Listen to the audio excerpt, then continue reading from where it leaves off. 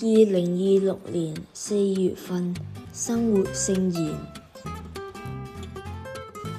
我們彼此相愛時，耶穌就與我們同在。請同我們一起住下吧，因為快到晚上，天也垂暮了。有時候我哋聽到一啲不可思議嘅事情，簡直唔敢相信。件事發生喺2個門徒去厄瑪烏村莊嘅路上，佢哋好傷心，講緊耶穌已經死咗，仲被埋葬。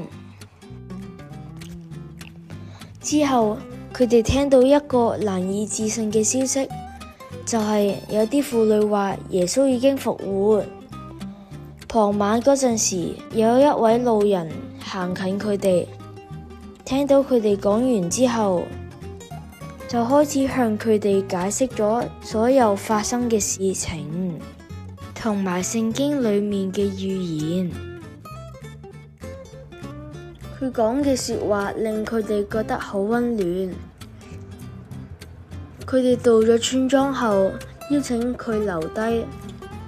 佢坐喺度食飯嗰陣時候，拎起餅，祝福咗擘開，賜俾佢哋。嗰一刻，佢哋認出咗，原來佢係耶穌。但係耶穌隨即消失咗，不過佢哋心入邊充滿住喜樂。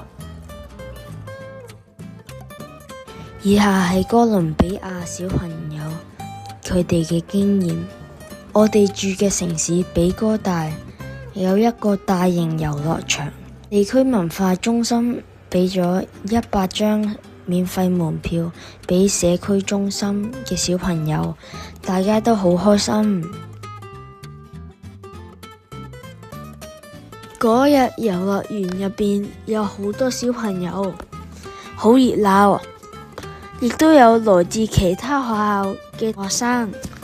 我哋分咗幾組一齊四處玩，每個人都玩得好開心。最後有2位陪同嘅家長驚嘆話，社區中心嘅小朋友佢哋真係好唔同，好明顯佢哋學識咗愛嘅藝術，知道點樣彼此相愛。